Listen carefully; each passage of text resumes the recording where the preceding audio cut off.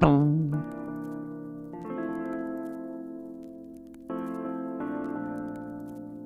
you don't follow this page, Zoom memes for self-quarantines.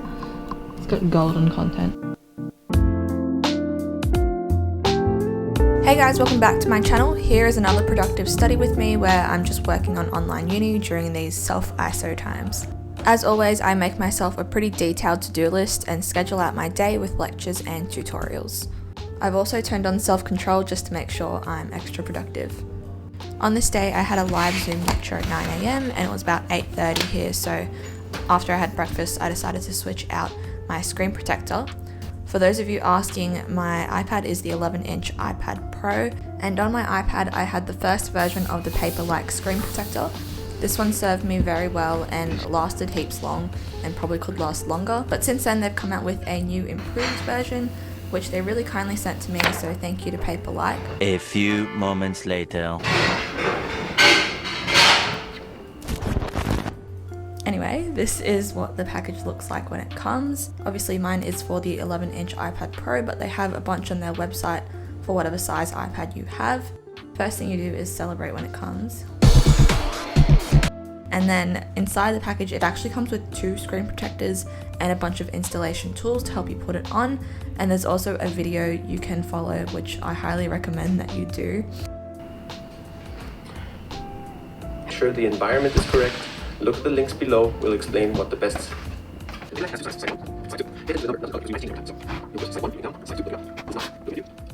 Here is a little time lapse of me trying to figure it out. But basically there's a bunch of stickers and you just clean your iPad screen so it's free of dust, and then you simply put the screen protector on. Please ignore the next 5 seconds of this video where I'm a bit of a goose and have a history of not being able to put screen protectors on, so do not follow my lead here, but trust me, it worked out in the end. Oh no, she didn't!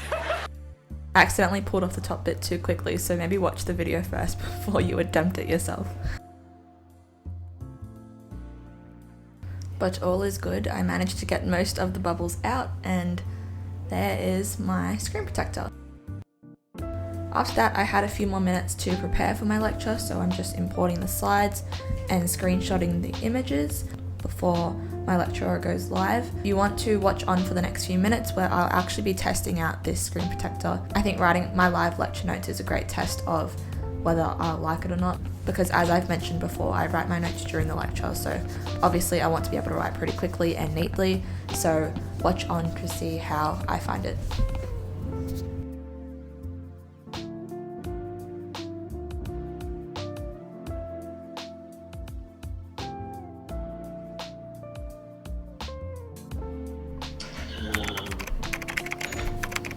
First of all, I'm just going to ask, can everybody see the screen?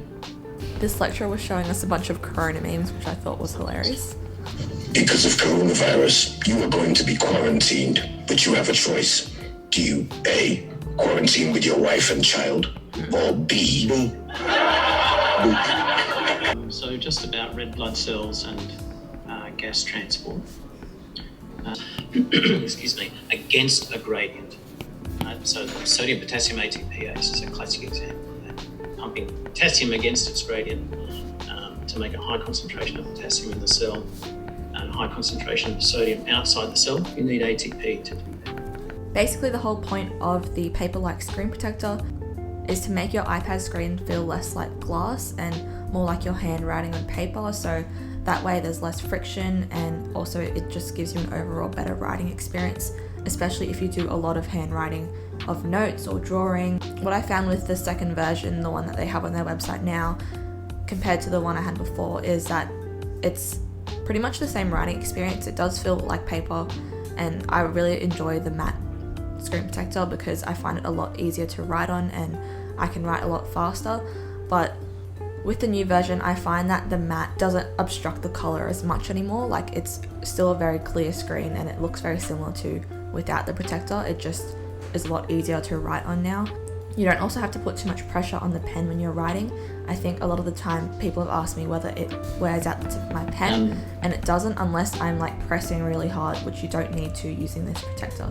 So overall, I do give it a thumbs up and highly recommend it if you spend a lot of time writing notes on your iPad, just because it makes it so much easier and again enhances your writing experience. Yes, this video is sponsored by them, but I genuinely really love this product. Like, I've been using it for over a year now and honestly don't think I could write on my iPad screen without it anymore. I'll leave a link to the product in the description. You can get it if you want to. It's completely up to you. You don't have to if you don't want to. But yeah, that's my experience with the screen protector. Until it's optimized for O2 binding rapidly to the hemoglobin. That's a good question too. Once my lecture finished, I quickly printed off my notes.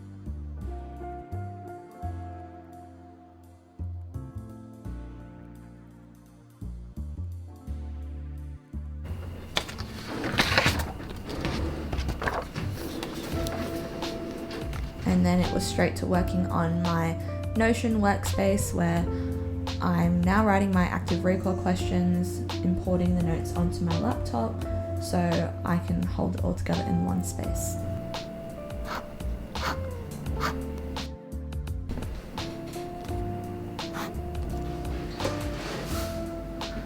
Now I'm doing my Notion active recall questions for that lecture I just did.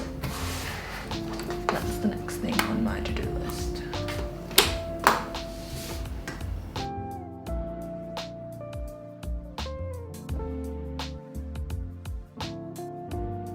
The last video on my channel showed exactly what I'm doing right here, but basically all I'm doing is writing questions based on the content and then making toggle lists so they create mini flashcards where you can jot down the answer when you test yourself.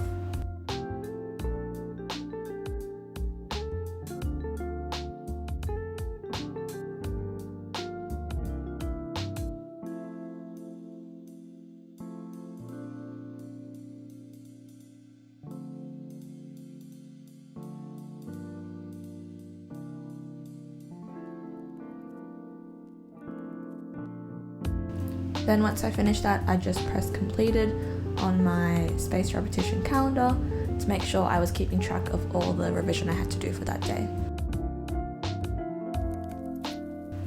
And then the best part of the day, crossing things off your to-do list. It's the most satisfying part of studying. So once I finished that, I moved on to the next task. Let there be light.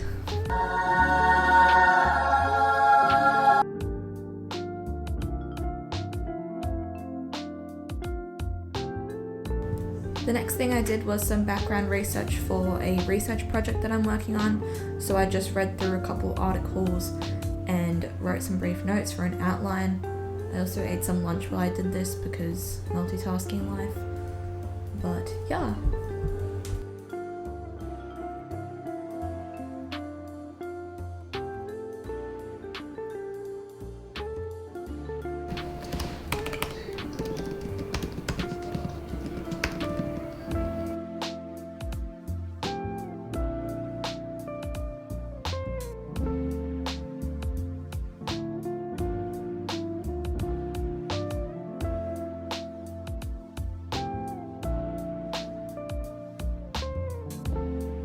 When I finished my readings, I made some Anki Flashcards for an image-based practical test that I have next week for histology. I basically just screenshotted a bunch of labelled images from my lecture notes and then used the image occlusion tool to hide the labels so I could test myself on identifying different structures and labelling diagrams.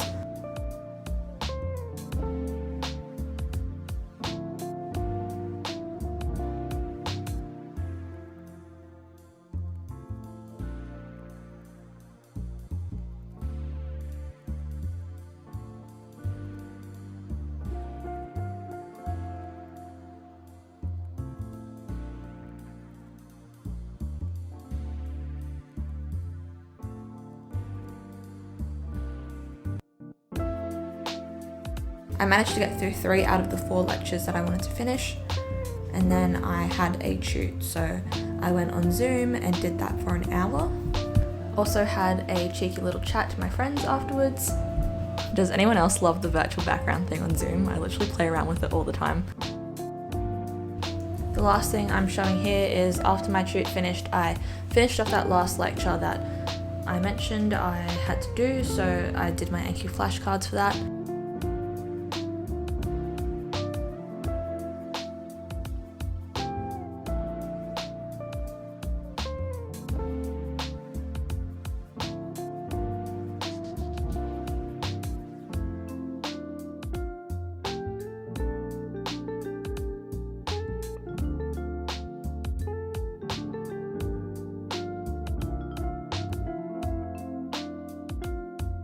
And then when you do it for a while, you're kind of left with all these screenshots on your desktop, which you then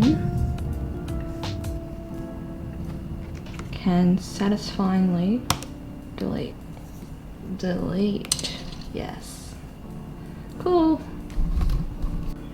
I just procrastinated for so long that I made my own font.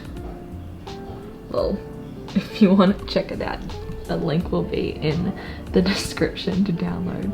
I don't know how I ended up here, but... Then I ended up having a break and going a bit insane. So enjoy this next minute of footage where I really don't know what I'm doing. Here is today's tutorial on how to eat a tiny teddy. So choose your tiny teddy. This one is a mood. It's the yawning one, and then you bite off the ears, bite off the arms, and then the feet, and then you're left with a limbless teddy bear. Comment below if you used to do that when you were a kid as well. And that there is my tutorial on how to eat a tiny teddy. Thanks for watching this video. Don't forget to subscribe to my channel and also like this video if you enjoyed it, and I'll see you in my next one. Bye!